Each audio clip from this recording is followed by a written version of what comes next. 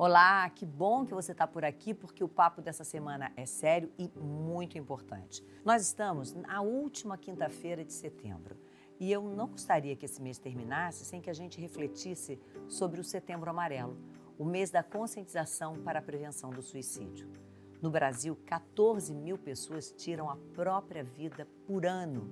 São números muito impactantes e que envolvem muita dor. Eu já ouvi várias histórias impressionantes. Uma vez o poeta Braulio Bessa contou que uma mulher se aproximou dele para dizer que tinha pensado em tirar a própria vida. Deixou a TV ligada para que ninguém ouvisse, mas que desistiu porque escutou o Braulio declamando uma das poesias dele no encontro. Que coisa, né? A escritora Marta Medeiros, no quadro Nossas Vivências, aqui do nosso canal, me contou que uma jovem também falou para ela, depois de um abraço muito forte, que uma crônica publicada pela Marta no jornal evitou o pior. A Marta ficou curiosa, foi reler a crônica e não achou nada de tão impactante. Mas para aquela pessoa, a mensagem foi certeira. O DJ Alok, o Whindersson Nunes, vários artistas já falaram também, por diversas vezes, do enfrentamento à depressão e dos perigos dela. No Centro de Valorização da Vida, muitos tentam, à distância, ouvir essas pessoas em momentos de desespero e apontar o caminho da luz, da esperança. Eu fiquei pensando o que tudo isso teria em comum. Eu acho que o que ajuda e salva é perceber que você não está sozinho na sua dor. Que existem pessoas capazes de te compreender, seja numa poesia, numa música, num telefonema. Mas é importante destacar que esse é só o primeiro passo, até a pessoa receber uma ajuda profissional. Eu acho que nós estamos vivendo mesmo tempos de muitos conflitos, de pouca tolerância, muita imposição, muita comparação por conta das redes sociais. Bom, mas essas são apenas algumas percepções minhas. Eu não tenho propriedade para falar sobre esse assunto, um assunto tão delicado. Por isso eu convidei um parceiro de longa data, o psiquiatra Jairo Bauer, para a gente falar um pouco sobre isso. O Jairo não está aqui no estúdio, porque está com compromisso em São Paulo, mas mesmo assim a gente vai conseguir conversar. Oi, Jairo, muito bom falar com você, viu? Fátima, muito bom falar com você. Prazer estar aqui no teu canal e muito legal a gente ter essa oportunidade de interagir. É sempre muito bacana, muito proveitoso. E é um assunto muito importante, né, Jairo? Assusta muito quando a gente começa a olhar números nacionais e números mundiais de suicídio. Parece que a vida realmente está chegando num ponto que está muito mais difícil. Será que está mesmo mais difícil? Fátima, se a gente for olhar, né, assim, o que está acontecendo, né, com o jeito que as pessoas estão vivendo, né, me parece sim, né, que a vida parece estar mais difícil, a vida parece estar mais complicada, a vida parece pressionar mais as pessoas no dia a dia, né, e isso pode parecer para a gente um contrassenso, né, porque à medida que o tempo passa, que as tecnologias vão evoluindo, que alguns conceitos, né, culturais, sociais vão sendo flexibilizados, a gente tinha uma expectativa que ficasse mais fácil viver, né? No entanto, não é isso que a gente tem observado, né? Parece que quanto mais essas tecnologias evoluem, quanto mais conhecimento, quanto mais informação se produz, né, mais as pessoas de alguma forma se sentem pressionadas, se sentem cobradas, exigidas e tem menos tempo para cuidar delas mesmas, para se observar, para entender o que está passando com as suas emoções, com os seus sentimentos, com os seus desejos, né?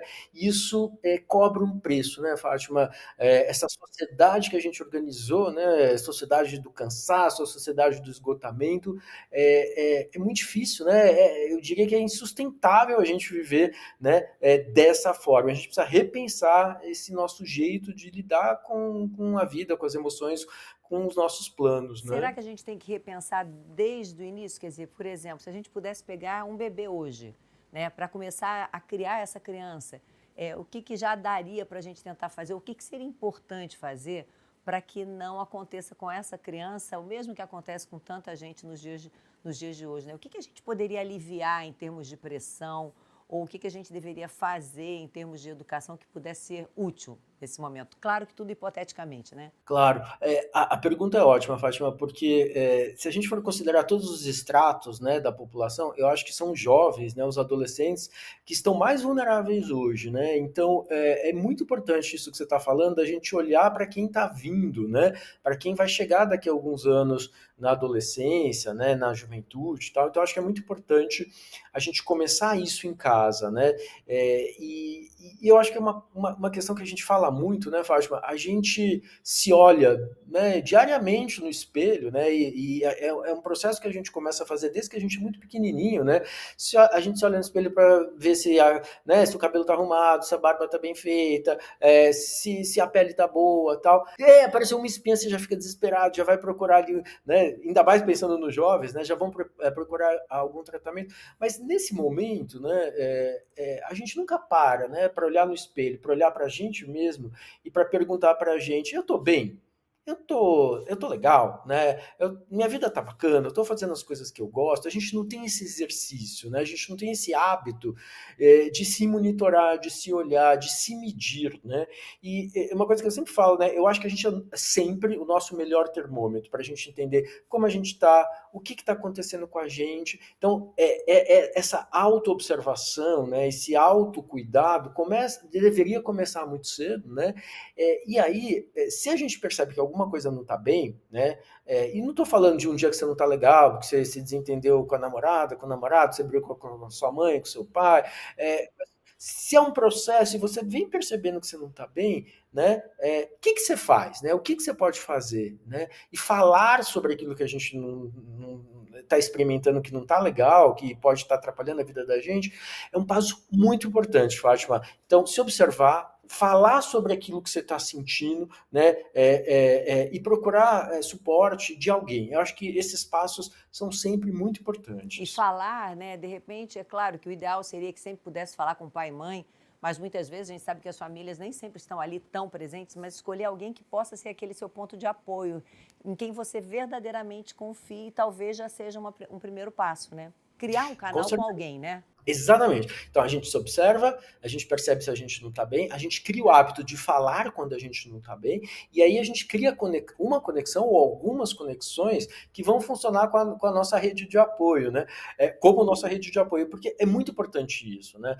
Só às vezes de eu conversar com alguém, de eu falar aquilo que eu estou sentindo, eu consigo perceber, enxergar a minha experiência, a minha vivência, as minhas emoções de um jeito diferente, né? Eu estou falando e eu consigo me observar falando sobre aquilo que eu estou sentindo, né? E aí essa pessoa ou essas pessoas que são essa nossa, vamos chamar assim, rede primária de apoio, né? Elas vão observar, muitas vezes elas vão ajudar, muitas vezes elas não vão saber como ajudar, mas elas podem servir como pontes para a gente chegar em alguma ajuda. Então, isso é muito importante, porque aí a gente fala, Fátima, em prevenção em saúde mental. Porque quando a gente chega no Setembro Amarelo, todo mundo começa a falar de prevenção ao suicídio, né? Mas e a prevenção anterior, né? O suicídio, a tentativa de suicídio, a ideação de tirar a própria vida, é a ponta do iceberg. Imagina quantas pessoas estão ali embaixo, nessa base do iceberg, sofrendo, tendo dificuldades, experimentando algum tipo de desconforto na sua vida, e digo um desconforto emocional. Então, prevenção, a gente está muito acostumado a falar de prevenção de saúde de uma maneira geral. Atividade física, sono, alimentação, check-ups. Mas e prevenção em saúde mental? Será que a gente faz isso? Será que a gente costuma fazer isso? Ainda mais em tempos tão exigentes como esses que a gente vive? Uhum.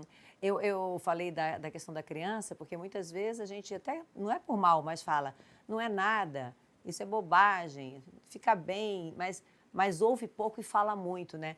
Eu faço aula de dança num lugar que tem um quadrinho, que eu achava uma coisa muito simples, mas você falando agora eu me lembrei que a criança, quando entra para fazer a aulinha de balé, ela coloca lá se ela está alegre, chateada, com sono.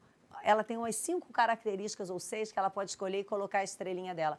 Pode parecer uma coisa muito simples, mas a gente no dia a dia com os nossos, né, menores, e não só com criança pequenininha, mas quando chega da escola, essa conversa com alguém é muito importante, né? Porque não é fácil falar.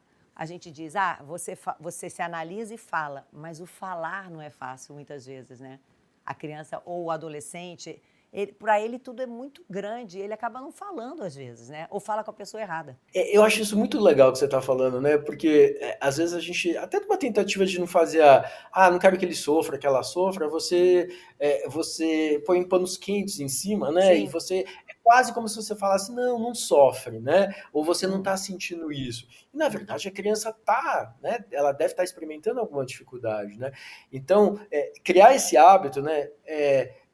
Minha filha, meu filho, eu tô achando que você não está muito bem hoje. O que está acontecendo? Eu tô bravo. Nomear emoções é muito importante também, né, Fátima? Porque Sim. muitas vezes a criança não sabe. Eu tô bravo, eu tô triste, eu tô chateado, eu tô com raiva. Mas por quê? Né? De repente, perder 5, 10 minutinhos para entender e ajudar, né, o teu filho, a tua filha a mapearem um caminho, né, para eles lidarem com aquela situação que eles estão vivendo, é muito importante. Isso que você falou é legal, né? A questão da escuta ativa, né? Uma das coisas que a gente mais sente hoje é dificuldade de achar um interlocutor que ouça aquilo que você tem para falar, Sim. né? Então, as pessoas estão tão alucinadas com as telinhas, com o celular, então você está falando com alguém, a pessoa está ali no celular, ela responde para você, aham, sim, tal. Então, às vezes você fala que a sensação que você tem é que você está falando com as paredes, né? É. E o que você menos quer Todo nesse mundo momento já é falar. sentiu isso em algum momento, certamente, mas com alguém que esteja passando por um momento de doença mental, né, de realmente de falta de saúde mental, isso pode ter um efeito muito grande. Queria que você falasse assim, se a questão relacionada à tentativa de tirar a própria vida, o suicídio, está sempre relacionada à depressão? Fátima, olha, em 95% das vezes, né, as tentativas de suicídio, né, têm a ver com um quadro de depressão. E aí a gente fala assim, nossa, mas tem tanta gente com depressão no mundo? Tem, né? Tem muita gente em sofrimento psíquico. Acho que os últimos dados que a gente tem foram divulgados recentemente da Organização Mundial da Saúde. Eles mostram que praticamente 1 em cada 8 pessoas hoje no mundo, né, mais de 1 bilhão de pessoas, está enfrentando, né, um quadro de alguma dificuldade no campo da saúde mental. É muita gente, né? A gente está falando de mais de 10% da população, né? Então, e a depressão, ela sempre vai levar a pessoa a pensar em suicídio? Não, né? É uma minoria dos casos, né? Mas em boa parte das situações, né, um quadro de depressão está presente, e aquilo que a gente fala, né, a depressão não surge da noite para o dia, né? Não é a pessoa acorda deprimida, ela vem experimentando emoções negativas, dificuldades, percepções de uma dificuldade maior de enfrentar, sensações, sintomas. Isso vai se cristalizando, né, ao longo de meses, às vezes de anos, até que a pessoa pode chegar num quadro de depressão em que, para tentar aliviar aquele sofrimento, que às vezes ela não enxerga nenhum caminho, nenhuma possibilidade, né? Existe então essa ideação, a tentativa de suicídio, né? Então, na maior parte das vezes, sim, a depressão é a principal causa. Outras causas podem, né, estar por trás disso, transtornos de ansiedade, uso de dependência de álcool ou de outras substâncias, quadros psicóticos, né? Tudo isso pode também estar por trás de uma tentativa de suicídio. Mas, normalmente, assim, a principal causa é um transtorno de depressão, Então, seja a Fátima. família, amigos, quem convive com você no trabalho, quais são os sintomas que merecem ser observados? Ou seja, quais são esses primeiros indícios de que alguma coisa não vai bem que a gente pode ligar o alerta? Para a gente mesmo, né, eu costumo, voltando ao termômetro, né, eu costumo falar para os pacientes, e acho que isso é uma coisa que a gente podia talvez incorporar, né, né, uma ideia assim, você ter essa espécie dessas figurinhas que você contou que tem nas suas aulas de balé, de dança, que é essa coisa assim, como que eu tô hoje, de 0 a 10? 0 assim, eu tô péssimo, e 10 eu tô bem, tô no meu normal, né? E aí assim, se eu fico nota 1, 2, 3, 0, 4, né? Se eu fico muito ruim por muitos dias, né? Ou se eu oscilo muito, eu tô 7, 8, de repente eu caio para 1, 2, assim, 2, 3 vezes por dia, é alguma coisa que eu preciso parar para pensar e entender por que isso está acontecendo, né? E aí, se a gente junta isso com uma sensação de tristeza, uma falta de energia, uma perda de interesse nas coisas que antes eram bacanas, que a gente gostava, uma lentidão nas nossas respostas, no nosso raciocínio, uma procrastinação para tentar resolver coisas que normalmente a gente resolvia bem. isso seguido, né, acompanhado por exemplo, alterações de sono, alterações de apetite, crises de choro, né, tudo isso, né, vai se somando e a gente percebe que alguma coisa não está legal. Então, eu estou triste, estou desanimado, estou muitas vezes irritado, sem paciência, explosivo, com dificuldade de foco, de atenção, o rendimento no trabalho cai, não consigo tomar decisões, eu procrastino para resolver até questões básicas, eu estou muito lento, e aí eu começo a perceber alterações de sono, alterações de apetite. Normalmente é uma perda de apetite e uma dificuldade de o que a gente chama de insônia terminal. Você acorda mais cedo do que você normalmente acordaria e não consegue mais pegar no sono. Mas existem também, né, outras alterações. Isso pode ser um pouquinho diferente. Então, ao invés de perda de apetite, a pessoa pode ter um apetite exacerbado, às vezes, ao invés de falta de sono, a pessoa tem uma sonolência, não quer sair da cama de jeito nenhum.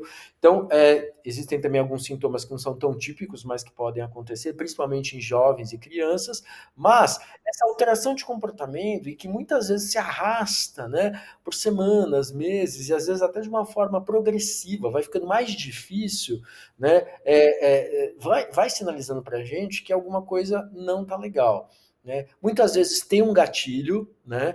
Então a pessoa passou por uma situação traumática, a pessoa separou, a pessoa perdeu alguém muito querido, a pessoa foi desligada do emprego, a pessoa vivenciou uma situação de violência na rua. Então, às vezes tem um gatilho, tem alguma coisa que pode fazer a pessoa entrar num quadro de depressão, ou às vezes a gente não tem uma causa específica, né? Uma coisa endógena, vem de dentro, é individual, e aí a gente não sabe, né, o porquê aconteceu, mas a gente percebe as mudanças, né? E isso que você falou dá muito para observar também quem está de fora, né? Essa mudança de comportamento, né? Alguém que muitas vezes saía, não sai mais, comia bem, não come mais, dormia bem, não dorme mais. Não achar que é um fato tão isolado, começar a juntar essas pecinhas para, às vezes, ajudar nesse diagnóstico, né? Perguntar, né? Porque às vezes a gente fala assim, a pessoa tá assim, é da intimidade dela, não vou falar nada, é chato perguntar. Mas às vezes se alguém que é muito próximo, que você tem esse canal de comunicação e que você percebeu, ou tá percebendo uma alteração de comportamento, né? Eu acho que assim, às vezes oferecer a possibilidade da pessoa falar para você, porque ela não quer falar, né? É assim, tá acontecendo alguma coisa com você? Você tá diferente, eu não tô achando você meio para baixo, tal. Assim, você cria essa oportunidade. Ela pode não querer falar ali, mas aí você pode deixar o recado. Ó, eu tô aqui para você, tá? Posso não saber como te ajudar, mas tô aqui para te ouvir. E se você precisar de alguma coisa, ó, se eu tivesse mal, eu também te procuraria. Então, se você não tá legal, me procura também. Essa é uma forma boa, mas o que a gente, por exemplo, não deve dizer? Se a gente identifica ou se a gente até já sabe que já há um diagnóstico de uma depressão e de algo que pode levar a algo tão grave, né, como tão sem solução, que é a retirada da vida, o que a gente não deve dizer para uma pessoa assim? Eu acho que nunca minimizar a dor e o sofrimento da pessoa, eu acho que é uma posição muito importante, né? Não, isso vai passar logo. Você está vendo a coisa de um jeito muito, muito pesado, tenta ver isso de outro jeito.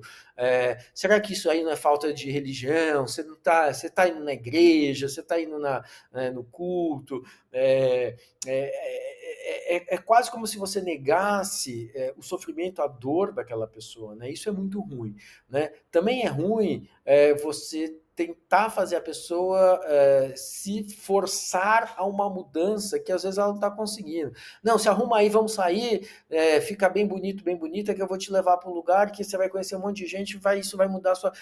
Às vezes a pessoa não consegue, né? Quer dizer, ela até entende a sua oferta, mas ela não consegue, ela acha que você está minimizando de novo a dor e o sofrimento dela. Então, muitas vezes, né, melhor do que a gente propor, a gente perguntar, a gente tentar resolver a vida da pessoa, que a gente não consegue, né, eu acho que é a gente ouvir, a gente escutar, e muitas vezes, quando o quadro está mais sério, Fátima, e a gente sabe que a gente não vai conseguir dar conta do recado sozinho, né, de facilitar o acesso dessa pessoa a um serviço de saúde, a algum tipo de local que pode, né, ajudar, né? Então, psicólogo, um psiquiatra, enfim, alguém que um grupo que pode ouvir e encaminhar, né? Então, eu acho que é muito importante às vezes que você consiga fazer essa ponte, que a pessoa quando está num estado de depressão muito séria, Fátima, ela não consegue se movimentar, né? Ela não consegue, entre pensar e agir, isso pode demorar assim semanas, né? Então muitas vezes você dá a mão e levar, né? Eu acho que é uma medida Isso que você importante, falou né? me fez lembrar uma entrevista do César Menotti, que faz dupla com o irmão, com o Fabiano, lá no encontro, em que nós estávamos conversando sobre depressão e que ele disse que ele passou por um período seríssimo e que ele ouvia muito de pessoas muito queridas que queriam muito ajudar o seguinte: olha a sua vida, você lutou tanto por isso, olha que maravilha, olha a sua família, você não Você pode, tem você tudo. tem tudo, a pessoa tem tudo menos a paz interior, né? Então, assim, e ele sabia, ele disse que se ele não. E foi muito importante porque ele disse isso. Ele disse: se eu não tivesse procurado uma ajuda médica, talvez eu não tivesse te contando essa história. Eu fiquei tão impactada, porque realmente você olha para ele, um homem de sucesso, uma família, tudo isso. Mas não é isso que faz, né? Porque se fosse assim, as pessoas que têm tudo financeiramente ou materialmente falando não sofreriam disso, né?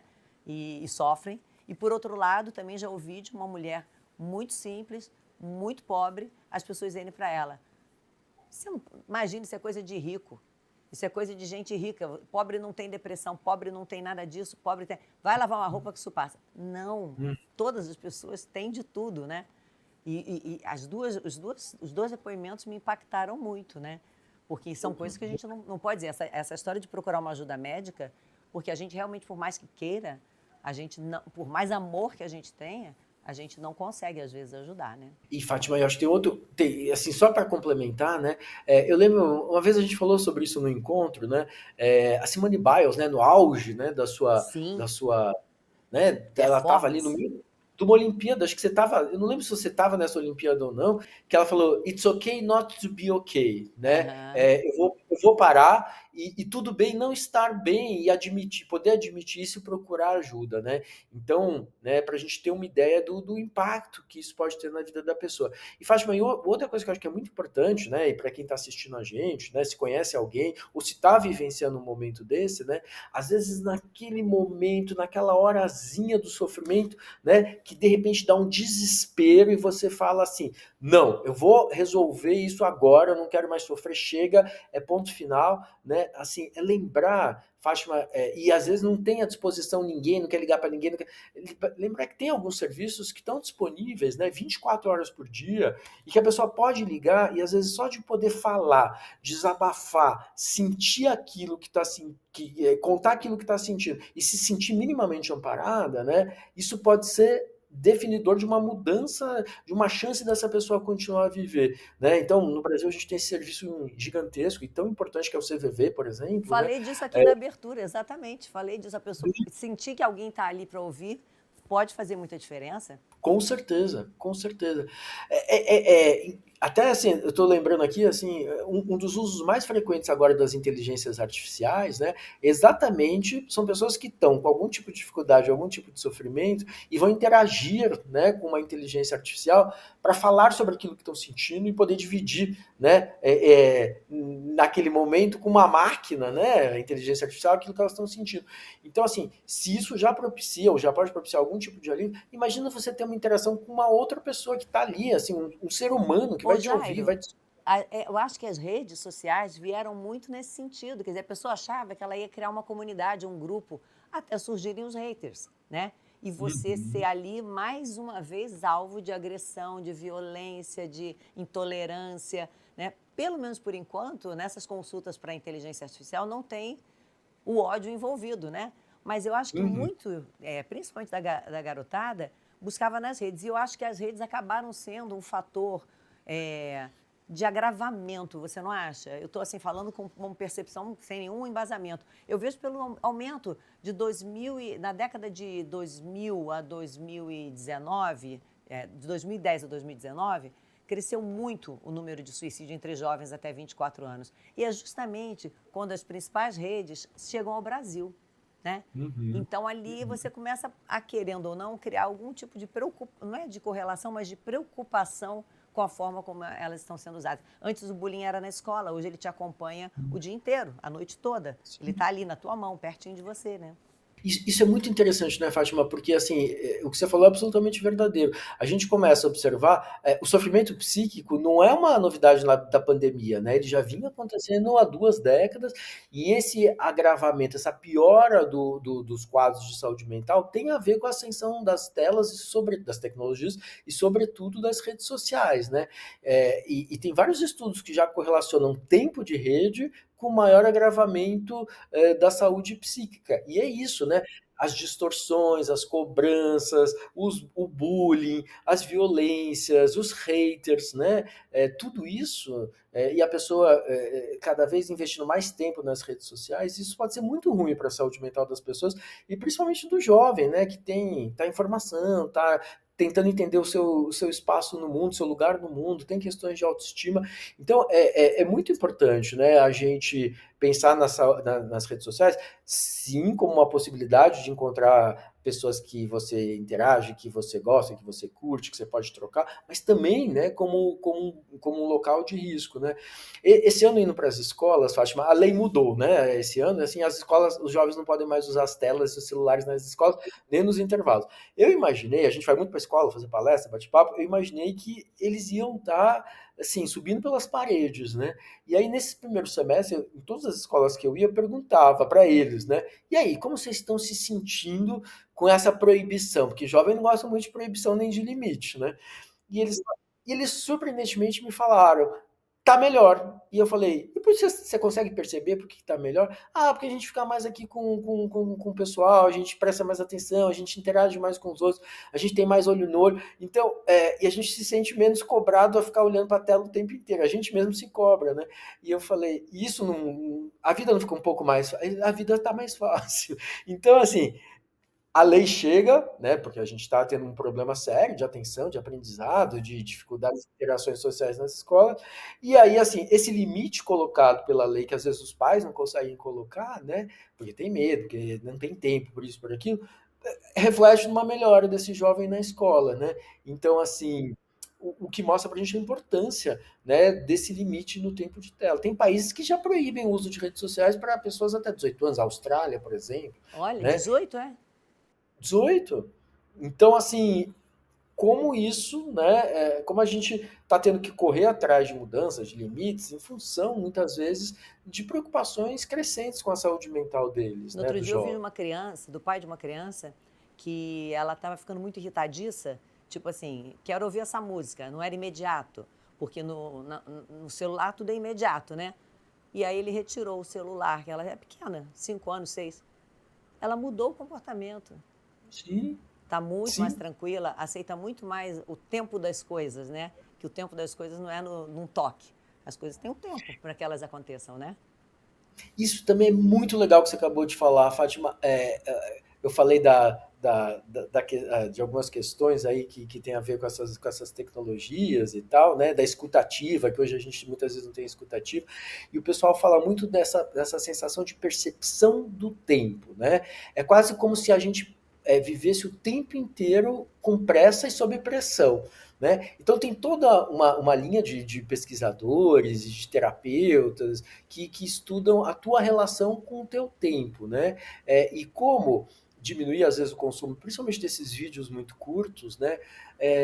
Reorganiza, a pessoa reorganiza a sua relação com o tempo, fica menos irritada, fica menos frustrada, porque parece que tem que ser tudo para ontem. As pessoas estão sempre com pressa, É. aquele nó na garganta, correndo, correndo, correndo, correndo. E se a gente assistir menos vídeo e a gente, por exemplo, ler mais um livro em que existe um tempo em que as coisas acontecem, né? É.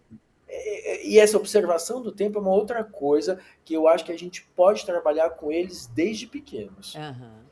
Óbvio que a gente também tem que fazer a lição de Ah, casa, é, né? porque só falar não adianta, né? Tem que fazer também, né?